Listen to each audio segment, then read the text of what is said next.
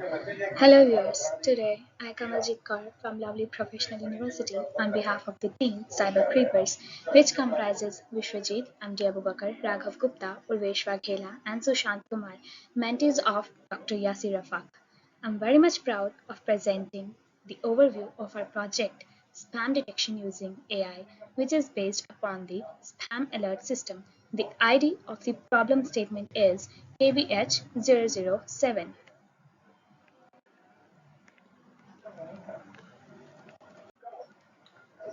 Moving further, now the question is why we have chosen this project and how our project is different from others. Malicious attackers have also attempted to hide the text behind images to defeat anti-spammer programs. It is an obfuscation method by which the text of the message is stored as a JPG or GIF image and displayed in the email. This prevents text-based spam filters from detecting and blocking spam messages. We are now coming to the point of how our project is different from others. We are using the IDS, which is Intrusion Detection System, including algorithms of the naive-bayes classifiers, sklearn, and NLTK.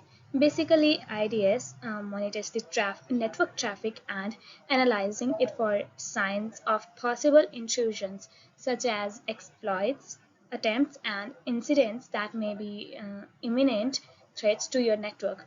IDS or IPS.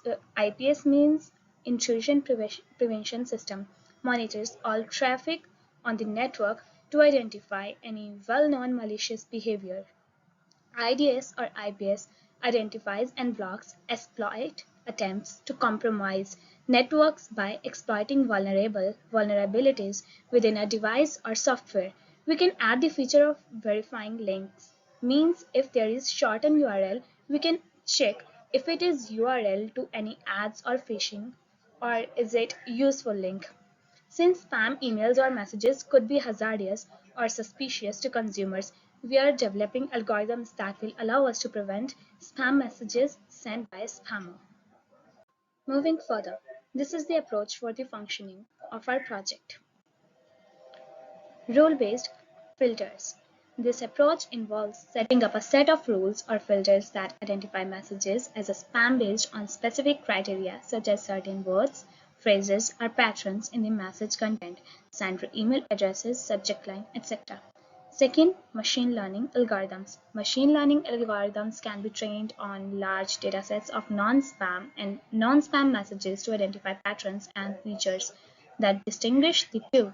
Once trained, the algorithm can predict whether a new message is spam or not based on its features.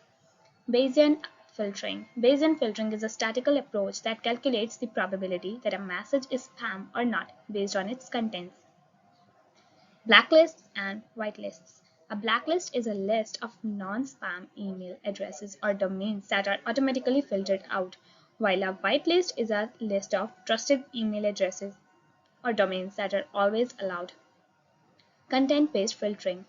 This approach involves analyzing the content of a message to identify certain words, phrases, or patterns that are common in spam messages. Spam detection typically involves the use of machine learning algorithms and natural language processing techniques to analyze incoming messages and identify those that are likely to be spam. As such, several dependencies can affect the accuracy and effectiveness of the spam detection systems. The dependencies are machine learning libraries, tools, and methods for data processing, NLP libraries, machine learning algorithms, and deployment framework.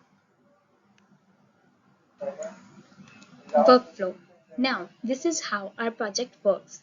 First part, obviously, a pre-processing. We are removing HTML tags, punctuations, and stop words from the email or SMS text. Second, feature extraction. This means we are going to extract relevant features from the text, such as the number of words, the presence of certain words, and the use of all caps or excessive exclamation points.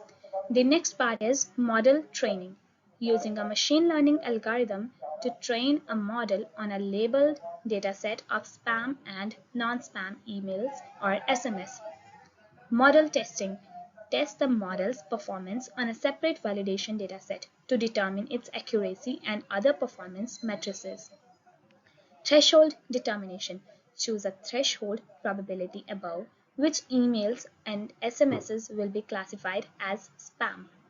Classifications. Classify each new email or SMS as spam or non-spam based on the trained model and the chosen threshold probability.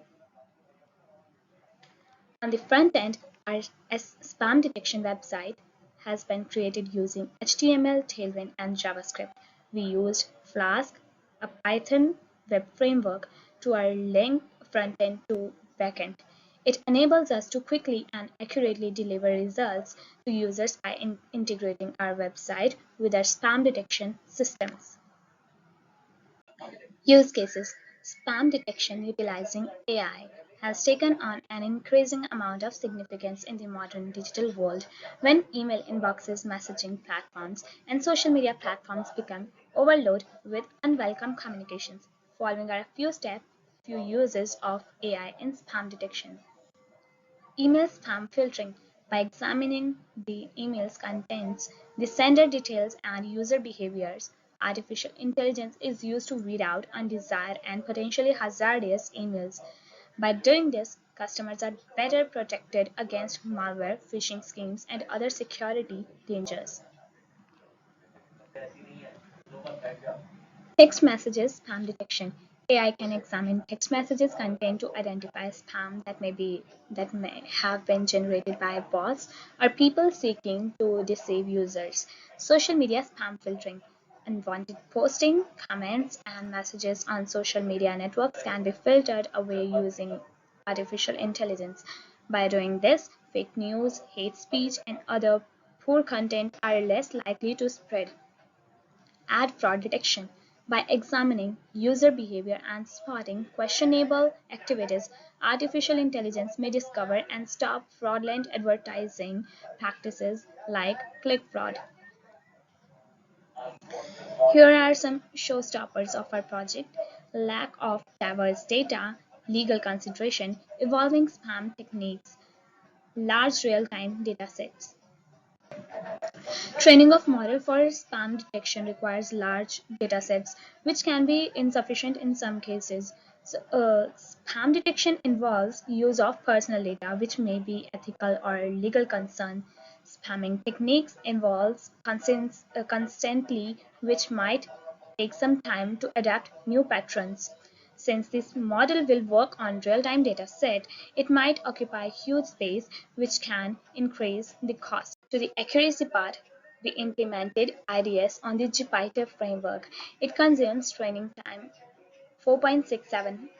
The testing time for this model is 1.311. We got 99% accuracy in this project. Thank you.